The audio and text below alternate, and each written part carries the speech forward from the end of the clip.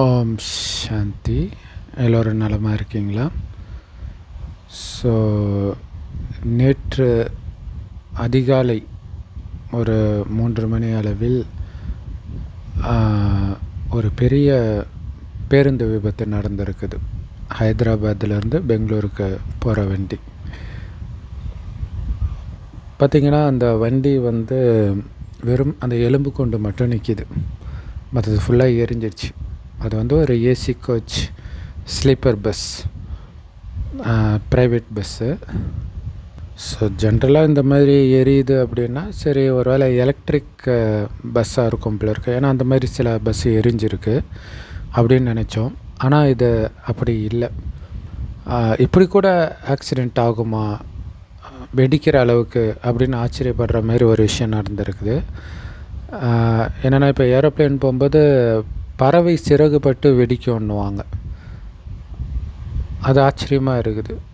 இவ்வளோ சின்ன காரணத்துக்காக அவ்வளோ பெரிய ஆக்சிடெண்ட் ஆகுமா? அந்த மாதிரி தான் இங்கேயுமே ஒரு பைக்கு இடித்து அதன் மூலம் வண்டி வெடிச்சிருக்குது. இப்போதைக்கு இவங்க என்ன அனுமானத்துக்கு வராங்க அப்படின்னா, அந்த பைக்கை இடித்து ஒரு 200 மீட்டர் தூரத்துக்கு வண்டி இழுத்துகிட்டே போயிருக்குதான். அவ்வளோ ஸ்பீடாக வந்துருக்குதான் வண்டி. ஜென்ரலாக இந்த மாதிரி பஸ் ஸ்பீடாக தான் வரும் இல்லையா? ப்ரைவேட் பஸ்ஸுனாலே ஸ்பீடு தான்.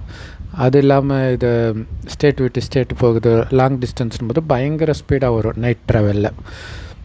ஸோ அவ்வளோ ஸ்பீடாக வரும்போது ஒரு பைக்கு அவர் மேபி தண்ணி அடிச்சிருக்கலாம். சிசிடிவி பார்க்கும்போது கொஞ்சம் தள்ளாடுறாரு. அதுவும் ஒரு காரணம் அப்படின்னு சொல்கிறாங்க. ஸோ அவரை இடித்து வண்டிக்குள்ளே, பஸ்ஸுக்குள்ளே, அதாவது பஸ்ஸுக்கு கீழே அந்த பைக்கு போயிடுச்சு. ஸோ போய் அந்த பெட்ரோல் லீக் ஆகி அந்த உறைவுனால் தீப்பொறி வெடிச்சிருக்கலாம் அப்படின்னு சொல்கிறாங்க. அதுக்கப்புறம் பார்த்திங்கன்னா அந்த பஸ்ஸுக்குள்ளேயே 234 மொபைல் இருந்துச்சாம். 40 லட்சம் மதிப்புள்ள மொபைல். அது இந்த பார்சல் போட்டு அனுப்புவாங்க இல்லையா, ஃப்ளிப்கார்ட் மூலமாக கொடுக்கறதுக்காக யாரோ அனுப்பிச்சிருக்கிறாங்க.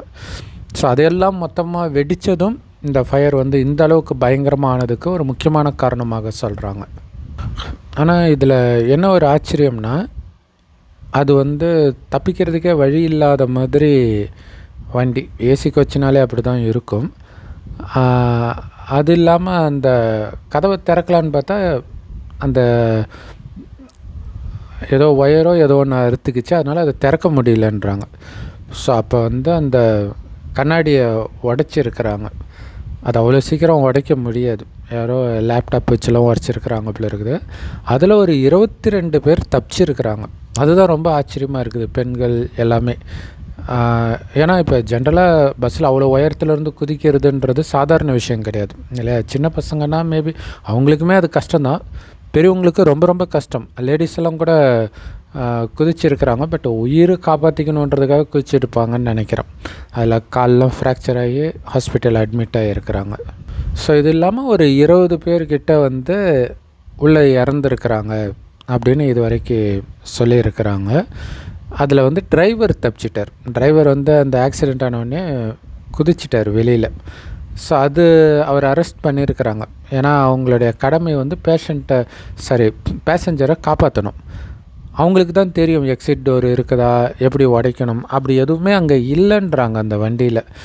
ஏன்னா அது ஒரு சாதாரண வண்டியை இல்லீகலாக ஒரு ஸ்லீப்பர் கோச்சை இவங்களே ஓனரே மாற்றி இருக்கிறாங்க.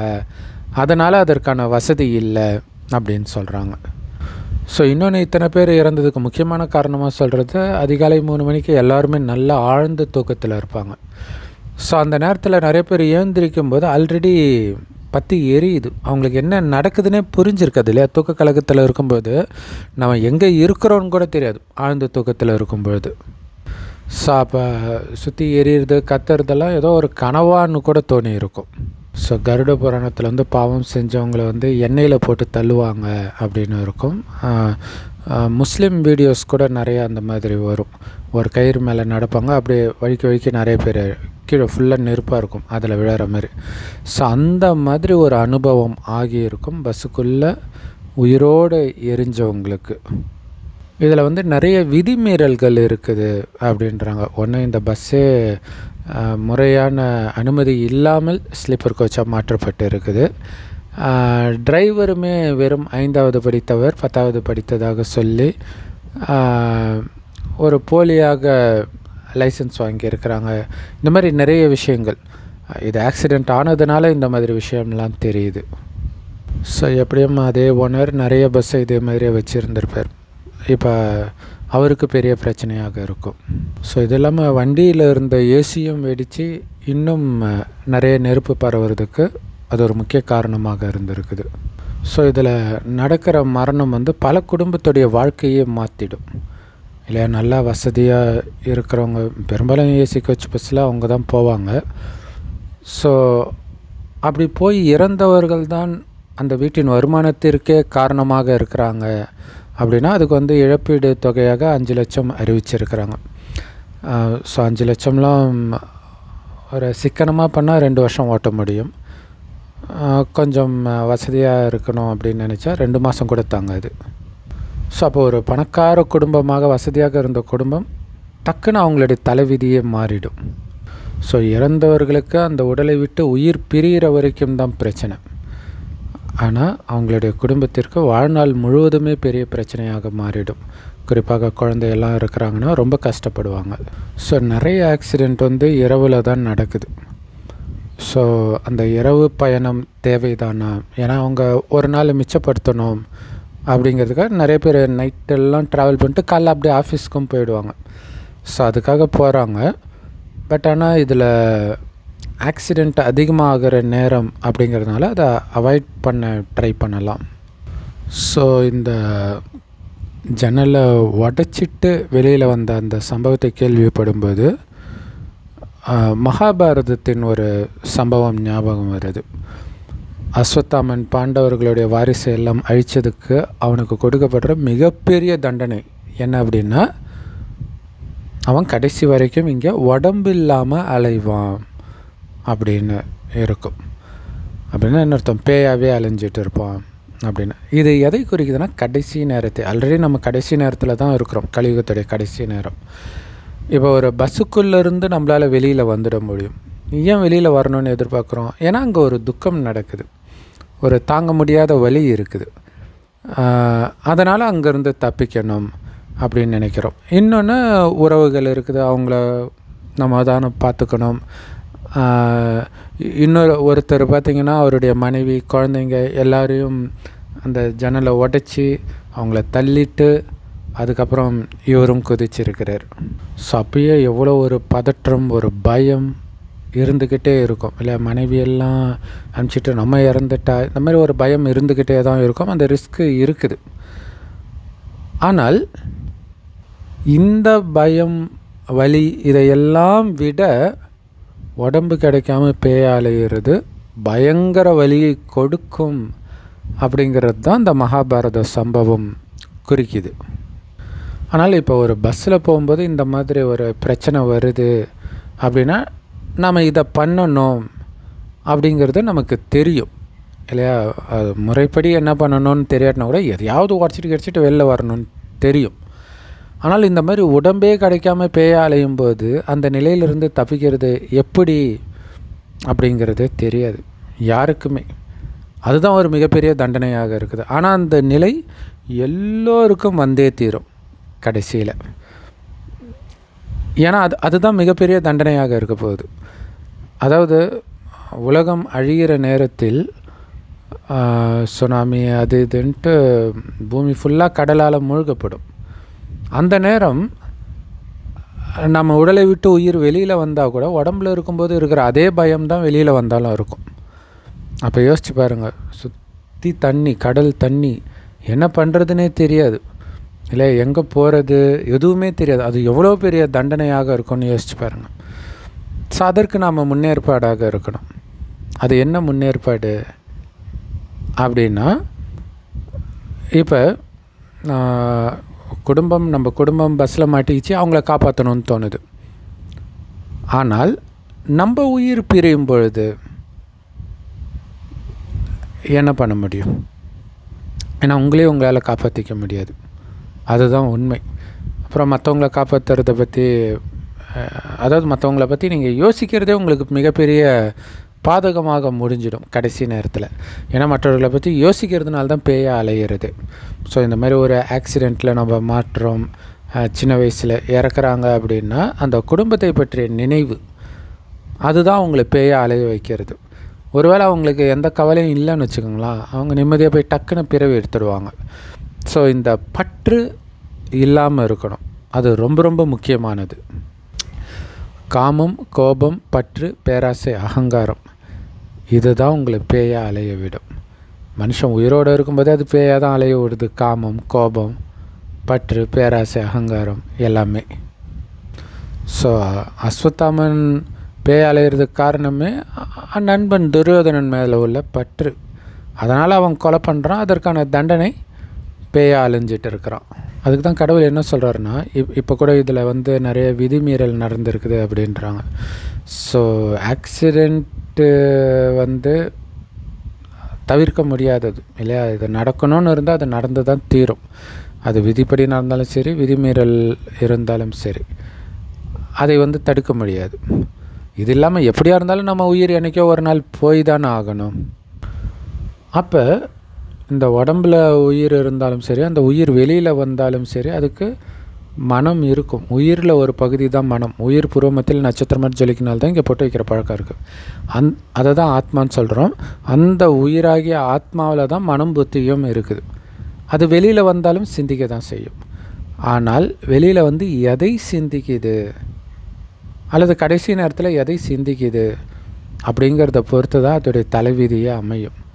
அப்போ மனைவி, கணவன், குழந்தை, சொத்து இந்த மாதிரி விஷயத்தை சிந்தனை பண்ணிட்டு இருந்துச்சு அப்படின்னா இது பின்னாடி இங்கே பேயாக அலைஞ்சிட்டு இருக்க வேண்டியதுதான். அப்போ இதை பற்றி சிந்தனை இருக்கக்கூடாது. அப்போ எதை பற்றி சிந்தனை இருக்கணும்? ஏன்னா ஏதோ ஒன்று தான் மனம் நினைக்க தான் போகுது. கடைசி நேரத்தில் அந்த பதற்றமான சூழ்நிலையில் பதற்றமான சிந்தனைகள் வரும். அப்படி வராமல் இருக்கணும்னா பதறாமல் இருக்கணும். அப்படி பதறாமல் இருக்கணும் அப்படின்னா உங்களை நம்பி யாருமே இல்லைன்னா பதறாமல் இருப்பீங்க. அது கரெக்டு தானே இல்லையா? நம்மளை நம்பி நிறைய பேர் இருக்கும்போது தான் நம்ம தப்பிக்கணும் அப்படிங்கிற எண்ணம் அதிகமாக இருக்கும். நம்மளை நம்பி யாருமே இல்லைன்னா இருக்காது இல்லையா? ஆனால் நம்மளை நம்பி இருக்கிறாங்களே இல்லையா? அப்போ என்ன பண்ணுறது? இப்போ திருமணம் ஆகாதவர்கள் இந்த மாதிரி சூழ்நிலையில் இருக்கும்போது அவங்க இந்த அளவுக்கு பதற மாட்டாங்க. அதாவது நம்ம தப்பிக்கணுன்றது மட்டும்தான் நினைப்பாங்களே தவிர, ஐயோ நம்ம போயிட்டா இவங்கள யார் பார்த்துக்கோ, அவங்கள யார் பார்த்துக்கோ இப்படி நினைக்க மாட்டாங்க. ஆனால் திருமணம் ஆன பிறகு இந்த எண்ணம் ஆக்சுவலாக எப்போவுமே மைண்டில் ஓடும். இந்த மாதிரி சூழ்நிலையில் அதிகமாக ஓடும். ஸோ அதுக்கு தான் கடவுள் என்ன சொல்கிறாருன்னா, திருமணம் ஆனாலும் சரி, ஆகாட்டினாலும் சரி, இப்போ இறக்கும் பொழுது நீங்கள் இறந்து தான் ஆகணும். அதை வந்து தடுக்க முடியாது. அதுக்கப்புறம் இருக்கிறவங்க இருக்க தான் போகிறாங்க. அதனால் அந்த நேரம் உங்களால் ஒன்றுமே முடியாது. பட் தேவையில்லாமல் அவங்கள கவலைப்படுறதுனால பாதிக்கப்படுறது அவங்க இல்லை, நீங்கள் தான் பேயாக அலையிறீங்க இல்லையா? ஸோ அதனால் கடவுள் என்ன சொல்கிறாருன்னா, நடக்கிறது தான் நடக்கும்னா அதை எதுக்கு நீ நினச்சி கவலைப்பட்டுட்டு இருக்கிற? நடக்கிறது கண்டிப்பாக நல்லதாக தான் நடக்கும். இப்போ நிறைய பேர் வந்து மரணப்படுக்கையில் இருக்கும்பொழுது என் குழந்தைய பார்த்துக்கோ அப்படின்ட்டு நம்பிக்கையானவர்கள்கிட்ட சொல்லுவாங்க. அப்புறம் அவங்க இறந்த பிறகு இவங்க பார்த்துக்குவாங்களான்றது ஒரு பெரிய கேள்விக்குறி. அதில் நிறைய சுயநலம்லாம் வரும். ஆனால் கடவுள் சொல்கிறாரு, நான் பார்த்துக்கிறேன், என்கிட்ட பொறுப்பை ஒப்படை இல்லையா? கடவுள் மேலே பாரத்தை போட்டுட்டு அப்படின்னு சொல்லுவாங்க. மரத்தை வச்சவன் தண்ணி ஊற்றுவான்னுவாங்க. இதெல்லாம் ஒரு மூட நம்பிக்கை மாதிரி நம்ம இப்போ நினச்சிட்டோம். ஆனால் இதுதான் மனிதர்களை அந்த காலத்தில் நிம்மதியாக இருக்க வச்சுது. ஆனால் இப்போ எவ்வளோ காசு இருந்தாலும் நிம்மதியாக இல்லாமல் இருக்கிறதுக்கு காரணம் எல்லாத்தையும் நான் தான் பார்த்துக்கணும் அப்படிங்கிற அந்த எண்ணம், பற்று, பந்தனம். உங்களை நீங்களே மற்றதோடு கட்டி போட்டுக்கிறீங்க. அதையெல்லாம் அறுத்தெறியுங்கள். என்கிட்ட ஒப்படைச்சிட்டு உங்கள் மைண்டை ஃப்ரீயாக வச்சுக்கோங்க. அப்படின்னா அந்த குடும்பத்துக்குரிய காரியத்தை செய்வீங்க. ஆனால் அவங்களுக்கு நான் பண்ணணுமே அந்த எண்ணத்தோடு பண்ண மாட்டீங்க. அது கடவுளுடைய குடும்பம். கடவுள் சொல்கிறார், பார்த்துக்க சொல்லி பார்த்துக்கிறேன். ஒரு வேலைக்காரன் மாதிரி இல்லையா? அந்த வீட்டுடைய எஜமானன் நான் நினைக்கும்போது தான் இந்த பொறுப்பு சுமையை தூக்கி தள்ள சுமந்துட்டு இருப்பீங்க. நான் ஒரு வேலைக்காரன். கடவுள் தான் எஜமானன் அந்த குடும்பத்துக்கு. அவர் பார்த்துக்க சொல்கிறார். அவர் எப்படியெல்லாம் பார்த்துக்க சொல்கிறாரோ அதை நான் பார்த்துக்கிறேன், அவ்வளோதான். அப்படின்னு இருக்கும்போது என்ன ஆகுன்னா, ஒன்று பற்று இருக்காது, இன்னொன்று கடவுள் சொல்கிறதுனால செய்கிறீங்கன்றதுனால கடவுள் மேலே உங்களுடைய கவனம் இருக்கும். இது 2 தான் முக்கியம் மீண்டும் இந்த கலியுகத்தில் நீங்கள் பிறக்காமல் இருப்பதற்கு. ஏன்னா இந்த ஞானத்தை முதல்ல கடவுள் கொடுக்குறார். எப்போ கொடுக்குறாரு? இந்த 5000 வருட காலச்சக்கரத்தை கல்பனோம். இந்த கல்பத்தின் கடைசி 100 வருடம் வரார். கலியுகம் அழிகிறதுக்கு 100 வருடம் முன்பு. அவர் 90 வருஷம் முடிஞ்சிச்சு. ஸோ ரொம்ப பக்கத்தில் வந்துருச்சு அழிவு. அப்போ அதிலேருந்து நீங்கள் தப்பிக்கணும் அப்படின்னா எப்போவுமே எல்லாத்துலேருந்தும் விடுபட்டு இருங்க, என் ஒருவனின் நினைவில் இருங்கன்னு கடவுள் சொல்கிறார். அப்போ கடவுள் எப்படி இருக்காருன்னு தெரியணும். கடவுள் சொல்கிறார், நீங்கள் எப்படி பூர்வமத்தில் நட்சத்திரம் மாதிரி இருக்கீங்களோ அதே மாதிரி தான் நானும் செம்பொன் நிறமான ஒளி உலகத்தில் நட்சத்திரம் மாதிரி இருக்கிறேன் அப்படின்னு சொல்கிறார். ஆத்மாக்களாகிய நாமளும் அங்கேருந்து தான் இந்த பூமிக்கு வந்தோம். உலகம் அழியும்போது மறுபடியும் அங்கே தான் போகணும். இப்போ செம்பொன் நிறமான ஒளி உலகம், அதை தான் பரந்தாமம் பரலோகம்னு சொல்கிறாங்க. இந்த செம்பொன் நிறமான ஒளி உலகத்தில் நட்சத்திரம் மாதிரி இருக்கிற என் அப்பாவையே ஆத்மாவாகிய நான் நினைக்கிறேன். உடம்புன்னு ஒன்று இருக்கிறதே மறந்துடுங்க. ஏன்னா உடம்புன்னு நினைத்தால்தான் உடலை விட்டு வெளியில் வர்றது உங்களுக்கு துக்கத்தை கொடுக்குது, அதாவது உயிர் பிரியறது. எப்போவுமே ஆத்மாவாகவே உங்களை நினச்சிட்டிங்கன்னா உடல் இருக்கிற உணர்வே இல்லைன்னா அந்த உடலை விட்டு போகிறது உங்களுக்கு ஒரு பெரிய விஷயமாகவே இருக்காது. ஏன்னா இதெல்லாம் ரொம்ப முக்கியம். கடைசி நேரத்தில், அதாவது நம்ம உடலை விட்டு உயிர் பிரிகிற நேரத்தில் இந்த சிந்தனை இருந்தால், ஏன்னா கலியுகம் அழிந்து இதே பூமி சத்தியுக சொர்க்கமாக ஆக போகுது. ஏன்னா முதல் 2000 வருடம் சொர்க்கமாக தான் இருந்துச்சு, அடுத்தது நரகமாச்சு. அது காரணம் உடல் உணர்வில் சிக்கிட்டோம், நம்மளை உடம்புன்னு நினச்சிட்டோம். சொர்க்கத்தில் ஆத்மான்னு நினைப்பாங்க. அதனால தான் அவங்களுக்குள்ள காமம், கோபம், பற்று, பேராசை, அகங்காரம்னா என்னன்னே தெரியாது. அதுக்கு பதில் அன்பு, அமைதி, தூய்மை போன்ற தெய்வீக குணங்கள் மட்டுமே நிரம்பி இருக்கும். இப்போ மீண்டும் அந்த தெய்வீக குணத்தை நிரப்பிக்கணும். அதுக்கு நான் உடம்புன்றதை மறந்து ஆத்மானு உணர்ந்து ஆத்மாவின் தந்தை சிவ பரமாத்மாவை சதா நினைவு பண்ணுங்கன்றார். அவர் செம்பொன் நிறமான ஒளி உலகத்தில் நட்சத்திரமாக இருக்கார், நான் பூர்வமத்தில் நட்சத்திரம் மாதிரி இருக்கிறேன். ஏன்னா இப்போ ஆத்மாவில் நிறைய பாவம் சிந்திச்சு அந்த பாவத்தை எல்லாம் பரிசுத்தமான சிவபெருமானை நினைத்து நினைத்து நான் இருக்கிறேன் அப்படின்ற நினைவிலே அவரை நினைக்கிறது தான் ராஜயோகம், சொர்க்கத்தில் ராஜா ஆகிறதுக்கான யோகம். இதன் மூலமாக இதுவரைக்கும் நீங்கள் செய்த பாவங்கள் எல்லாம் அழிந்து சொர்க்கத்தில் உயர்ந்த பதவியும் அடைவீங்க. எந்த அளவிற்கு ஆனந்தமாக உடலை விட்டு உயிர் பிரியுதோ அந்த அளவுக்கு ஆனந்தமான உலகத்தின் ஆரம்பத்திலே பிறப்பீங்க. ஸோ அப்போ ஆனந்தமாக உடலை விட்டு உயிர் பிரியணுன்னா கலியுகத்தில் திரும்புகிற பக்கமெல்லாம் துக்கம்தான். அதனால தான் கடவுள் சொல்கிறார், கலியுகத்தின் விஷயத்தை பார்த்தும் பார்க்காமல் கேட்டும் கேட்காமல் இருங்கள், நீங்கள் போகிற சொர்க்கத்தை பற்றிய சிந்தனையிலே இருங்கள், உங்களை அழைச்சிட்டு போகிற தந்தையின் நினைவிலே இருங்கன்ற. ஸோ சொர்க்கம் எப்படி இருக்கும் போன்ற விஷயங்கள் எல்லாம் இறைவன் நேரடியாக சொல்கிறார் ஒரு வயோதிகர் மூலமாக. அந்த வயோதிகருக்கு பிரம்மன் பேர் வைக்கிறார். அவர் வாய் வழியாக இந்த ஞானத்தை கேட்குறவங்க தான் பிரம்மகுமார் குமாரிகள். ஸோ இறைவன் கொடுக்குற ஞானம் முரளின்னு சொல்லுவோம். எல்லா பிரம்மகுமாரிகள் ராஜயோக தியான நிலையத்திலும் முற்றிலும் இலவசமாக கிடைக்குது. யூடியூப் வெப்சைட்ஸ்லையும் இருக்குது. அதோடைய லிங்க் இந்த வீடியோக்கு டிஸ்கிரிப்ஷனில் கொடுக்குறோம், அவசியம் பார்த்து பயன்பெறுங்கள். ஸோ 2 விஷயந்தான் பண்ணணும். உங்களை ஆத்மானு உணர்ந்து இறைவனை நினச்சிக்கிட்டே இருக்கணும். இறைவன் கொடுக்குற ஞானமாகிய முரளியை படிக்கணும். படித்ததை நாள் முழுவதும் சிந்தனை பண்ணிக்கிட்டே இருக்கணும். இதிலே மைண்டு பிஸியாக இருந்துச்சுன்னா சுற்றி நடக்கிற எந்த விஷயமும் உங்கள் மைண்டில் எந்த தாக்கத்தையும் ஏற்படுத்தாது. சதா ஆனந்தமாகவும் அமைதியாகவும் இருப்பீங்க. ஏன்னா இப்போ நீங்கள் போயிட்டு இருக்கிறீங்க சொர்க்கத்துக்கு போகிற வழியில் இந்த மாதிரி நிறைய துர்சம்பவங்கள் ஒவ்வொருத்தருடைய வாழ்க்கையிலும் நடந்துக்கிட்டே இருக்கும். ஆனால் நான் சொர்க்கத்துக்கு போயிட்டு இருக்கிறேன், இங்கே இருக்கிற யாருக்கும் எனக்கும் சம்மந்தம் கிடையாது, ஏன் இந்த உடம்புக்கும் எனக்குமே சம்மந்தம் கிடையாது, அந்த உணர்விலே இருந்தீங்கன்னா சுற்றி நடக்கிற சூழ்நிலையோ அல்லது உங்கள் உடலில் வர நோயோ கூட உங்களுடைய சந்தோஷத்தை தட்டி பறிக்க முடியாது. ஓம் சாந்தி. தேங்க்ஸ் ஃபார் வாட்சிங்.